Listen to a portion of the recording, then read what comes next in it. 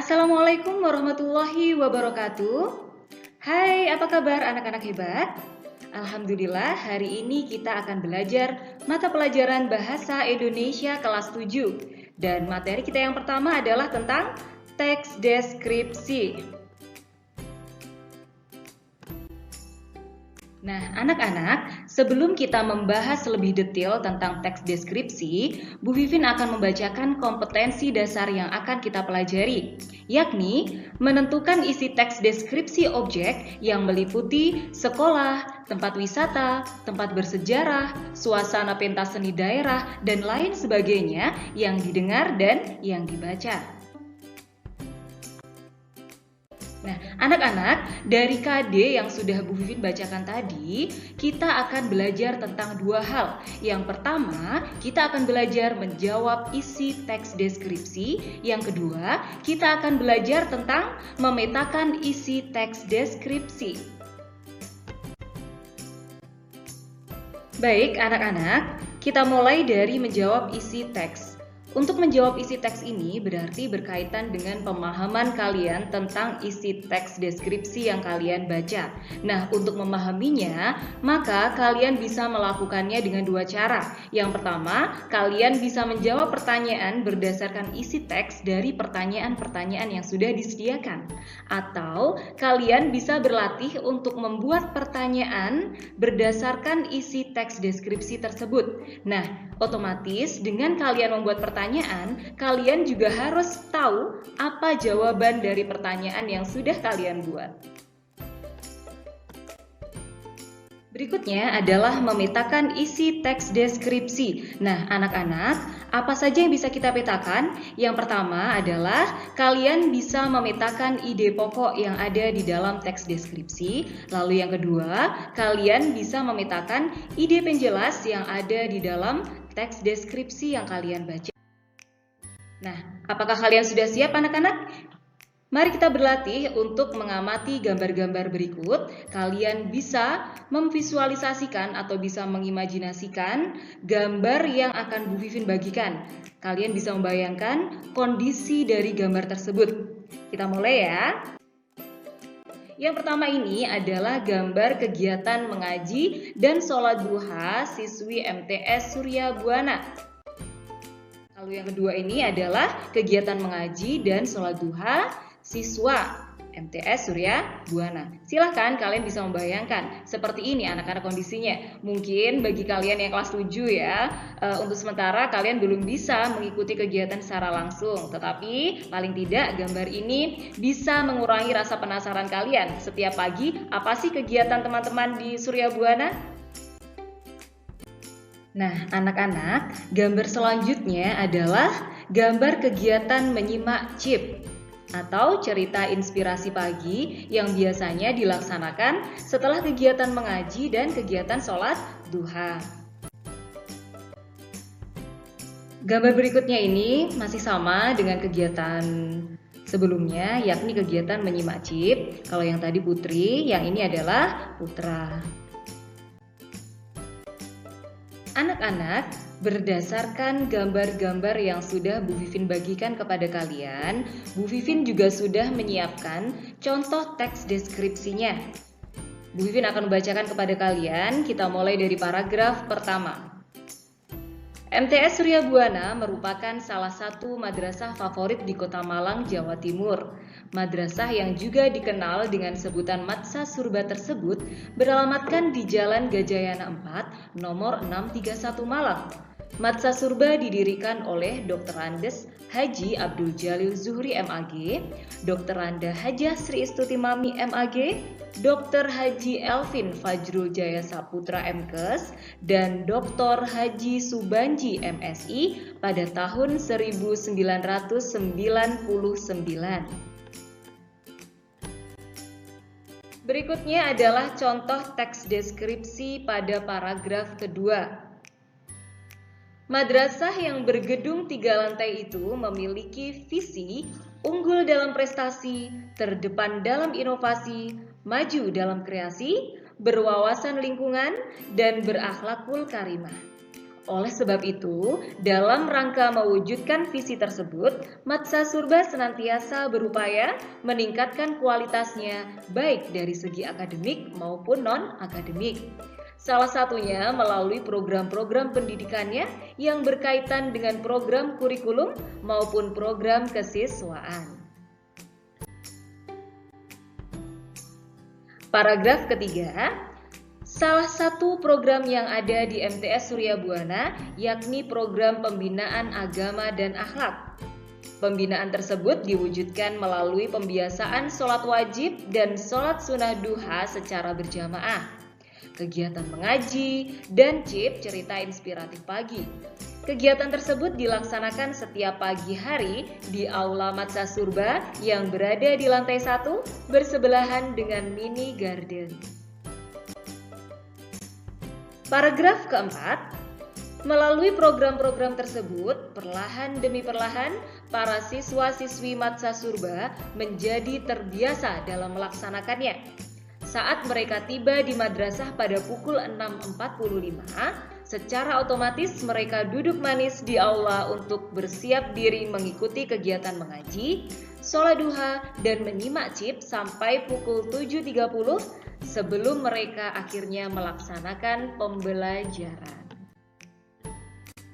Anak-anak, dari keempat paragraf yang sudah Bu Vivin bacakan, sekarang kita akan berlatih menjawab pertanyaan berdasarkan isi teks ya.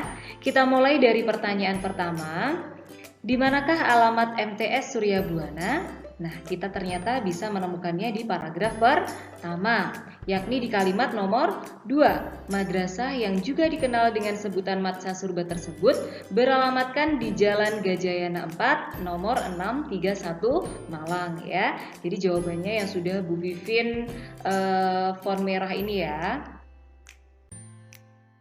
Pertanyaan selanjutnya, siapa para pendiri MTS Surya Buana? Nah, silahkan anak-anak bisa kalian baca di paragraf 1 ini ya. Yang Bu Vivin ganti fontnya menjadi merah ini adalah jawabannya. Matsa Surba didirikan oleh Dr. Andes Haji Abdul Jalil Zuhri MAG, Dr. Anda Hajah Sri Istuti Mami MAG, Dr. Haji Elvin Fajrul Jaya Saputra MKes, dan Dr. Haji Subanji MSI. Pertanyaan ketiga, pada tahun berapa MTS Surya Buana didirikan? Ayo, kita jawab bersama ya. Ini sudah ada jawabannya pada tahun 1999.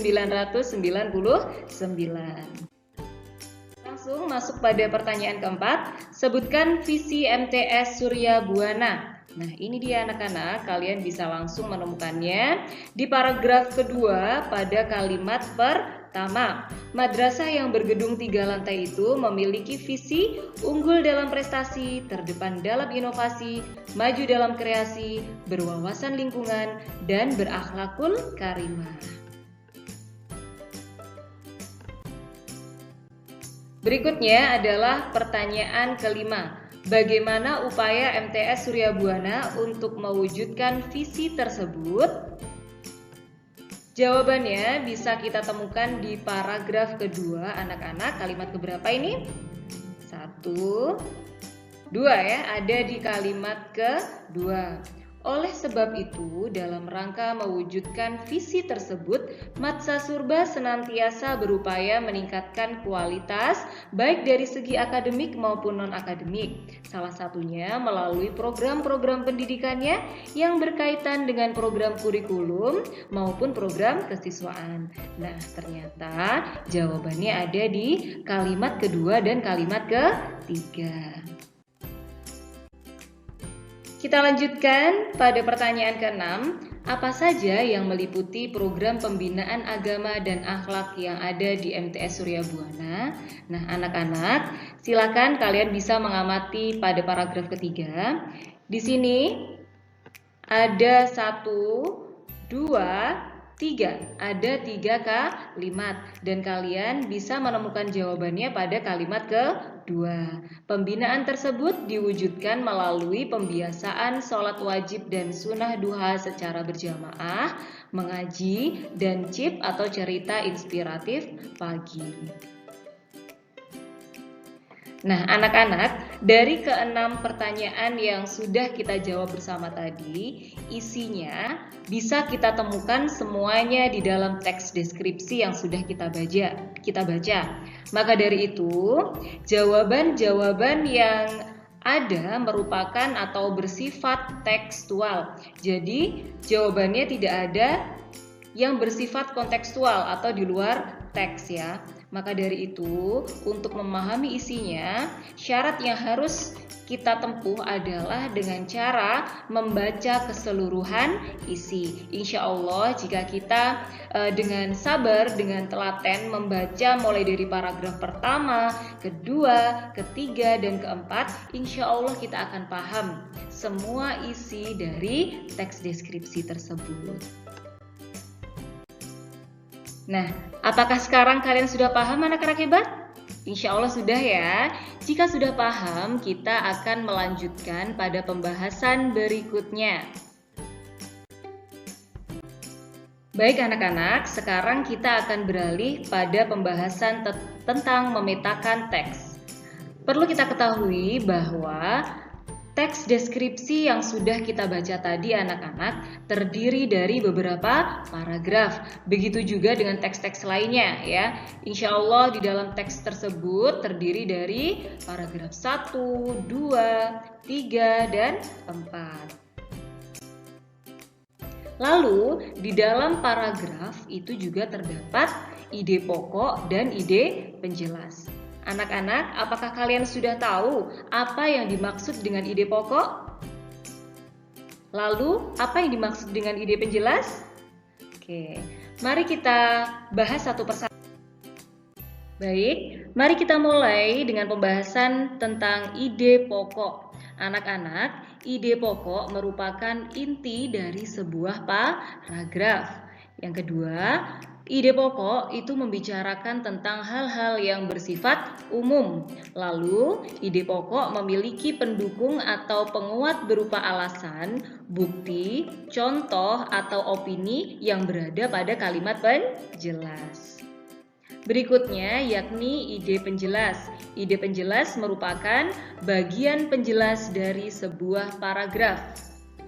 Ide penjelas membicarakan hal yang bersifat khusus atau spesifik, lalu merupakan penjelas atau pendukung dari ide pokok. Nah, anak-anak, sekarang jenis-jenis paragraf berdasarkan letak ide pokoknya. Insya Allah di kelas 6 sudah pernah dibahas kan jenis-jenis paragraf berdasarkan letak ide pokoknya. Sekarang kita tinggal mengulang saja. Mari kita bahas satu persatu. Yang pertama adalah paragraf deduktif. Paragraf deduktif masih ingat kan? Ide pokoknya ada di awal paragraf. Lalu yang kedua adalah paragraf induktif. Ide pokoknya berada di akhir paragraf. Lalu yang ketiga ada paragraf campuran. Ide pokoknya ada di awal dan di akhir paragraf. Lalu yang keempat yakni paragraf deskriptif.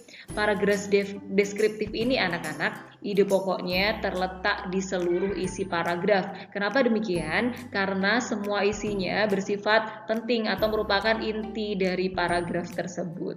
Begitu ya? Paham? Oke, insya Allah. Dan anak-anak, jika digambarkan ya paragraf deduktif ini seperti piramida terbalik ini ya, ide pokoknya ada di bagian atas ya yang paling luas ini karena bersifat umum, kemudian di bawahnya ada ide penjelas lagi yang mengerucut ke bawah ya. Ini menandakan bahwa ide penjelas itu lebih spesifik, lebih khusus pembahasannya. Nah, anak-anak, selanjutnya adalah paragraf induktif ya. Dimulai dari yang paling mengerucut ini ya. Ini adalah ide penjelas, disusul di bawahnya juga masih merupakan ide penjelas.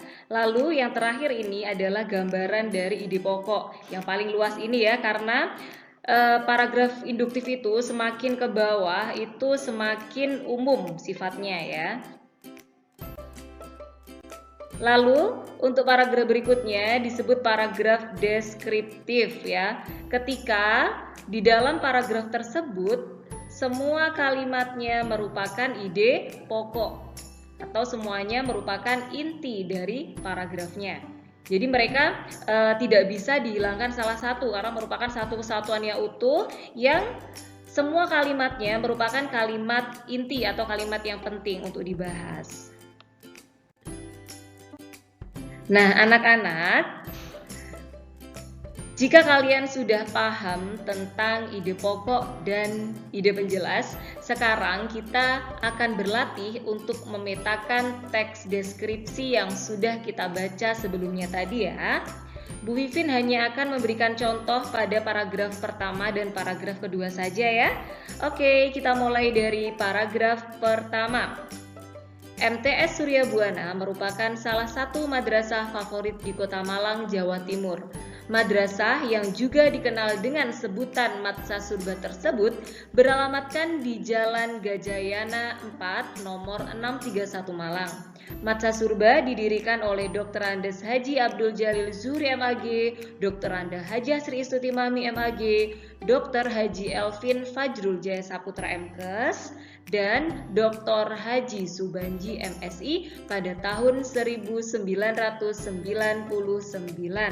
Nah, pembahasannya anak-anak, paragraf pertama ini merupakan jenis paragraf deskriptif karena inti yang dibahas berada di seluruh kalimat ya. Jadi ini informasinya tidak ada yang bersifat umum ya. Kemudian tidak ada penjelasan yang mendetil karena semuanya di sini merupakan informasi-informasi yang penting ya. Jadi sifatnya tidak umum khusus tetapi penting semua anak-anak ya. Baik, kita lanjutkan pada paragraf kedua. Madrasah yang bergedung 3 lantai itu memiliki visi unggul dalam prestasi, terdepan dalam inovasi, maju dalam kreasi, berwawasan lingkungan, dan berakhlakul karimah. Oleh sebab itu, dalam rangka mewujudkan visi tersebut, Madsa Surba senantiasa berupaya meningkatkan kualitasnya baik dari segi akademik maupun non-akademik. Salah satunya melalui program-program pendidikannya yang berkaitan dengan program kurikulum maupun program kesiswaannya. Nah, anak-anak, mari kita bahas untuk ide pokok pada paragraf kedua. Kita temukan di mana ini? Ada di kalimat utama ya. Kalimat utama ini berada di kalimat pertama. Nah, mengapa disebut sebagai ide pokok anak-anak? Karena kalimat pertama ini merupakan kalimat inti dari paragraf tersebut yang bersifat umum ya. Kemudian dijelaskan oleh kalimat kedua. Oleh sebab itu, dalam rangka mewujudkan visi tersebut, ya kan? Nah, kata tersebut ini mewakili bahwa kalimat kedua ini merupakan penjelas dari kalimat pertama. Begitu ya anak-anak?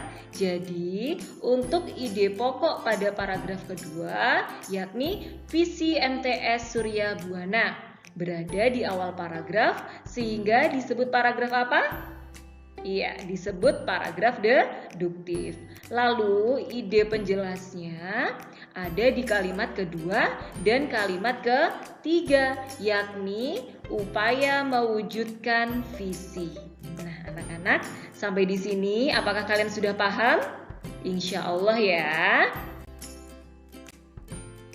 Terima kasih anak-anak hebat sudah belajar bersama dengan Bu Vivin. Sampai jumpa di materi berikutnya. Tetap semangat dan bahagia.